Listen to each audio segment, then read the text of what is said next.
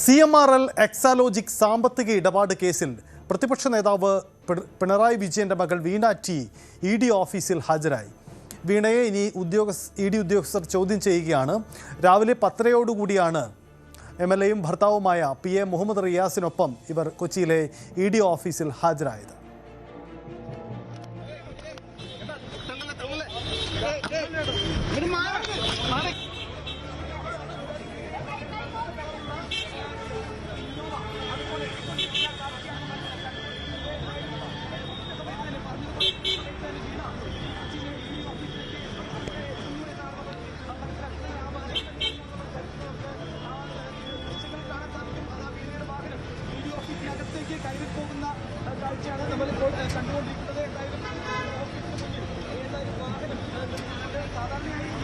Dani ഇപ്പോൾ ചേരുന്നു. Dani, 10:30 ആരംഭിച്ച ചോദ്യം ചെയ്യലാണ്. 4 മണിക്കൂർ പിന്നിടാൻ പോകുന്നു. ഈ നീളുന്ന സമയം വിശദമായ കാര്യങ്ങൾ EDക്ക് മുന്നിൽ വീണ വിശദീകരിക്കേണ്ടി വരും. ചോദ്യാവലി പ്രത്യേകം തയ്യാറാക്കി തന്നെയാണോ EDയുടെ നീക്കം?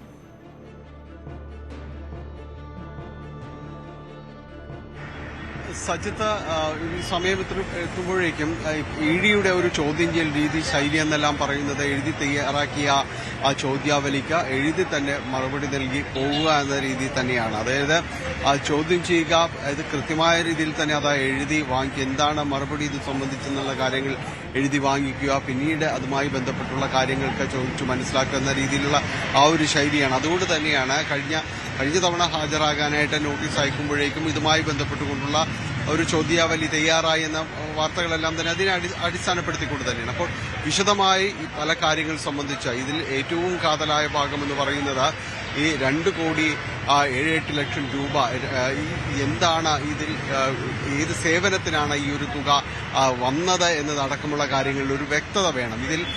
നാളിതുവരെയായിട്ടും ഇത് കൃത്യമായ രീതിയിലുള്ള ഒരു വിശദീകരണം നൽകാനായിട്ട് ഇത് എന്തുകൊണ്ട് എന്നത് കഴിഞ്ഞിട്ടില്ല. അതൊരു ഭാഗത്ത്.